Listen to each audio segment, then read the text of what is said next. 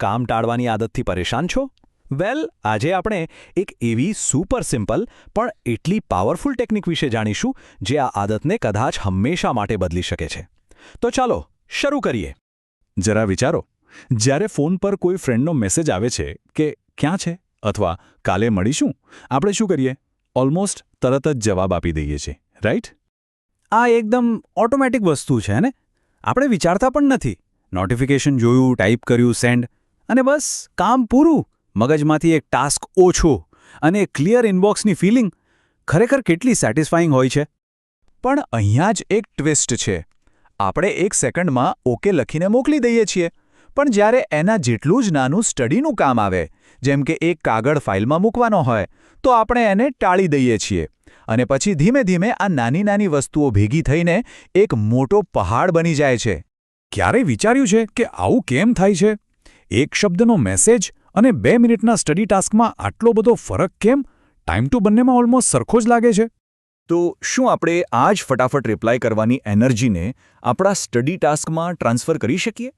વિચારો તો ખરા, એનાથી કેટલું બધું બદલાઈ શકે છે. આ આખી ટેકનિક છે ને, એ બસ એક જ નંબરની આસપાસ ફરે છે, અને એ જાદુઈ નંબર છે 2. આ છે ધ 2 મિનિટ રૂલ.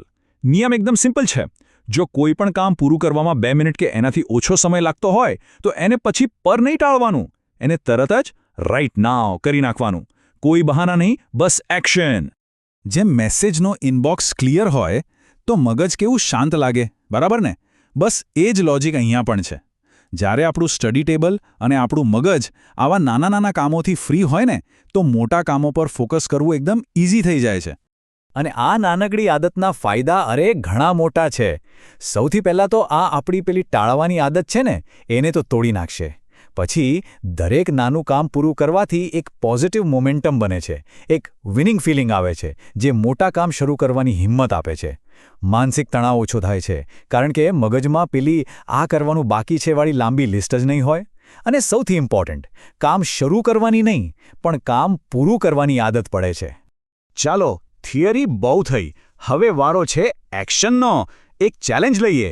આજથી જ, અત્યારથી જ શરૂ કરીએ. તો આવા કયા કામ છે જે હમણાં જ કરી શકાય? જુઓ, સ્ટડી ટેબલ સાફ કરી નાખો. ગઈકાલની નોટ્સ ફાઇલમાં મૂકી દો. ખાલી 3 ફ્લેશકાર્ડ્સ જોઈ લો. આ દરેક કામમાં 2 મિનિટથી પણ ઓછો ટાઈમ લાગશે, પણ ટ્રસ્ટ મી, આ કર્યા પછી જે સંતોષ મળશે ને, એ જબરદસ્ત થશે. એક વાત હંમેશા યાદ રાખજો, કોઈ પણ મોટા લક્ષ્ય સુધી પહોંચવાનો સૌથી મુશ્કેલ ભાગ એની શરૂઆત કરવાનો જ હોય છે. અને આ 2 મિનિટનો નિયમ બસ એ જ કરે છે. એ શરૂઆત કરવાની જે અઘરી વસ્તુ છે ને, એને એકદમ સહેલી બનાવી દે છે. હવે એક મોટો સવાલ.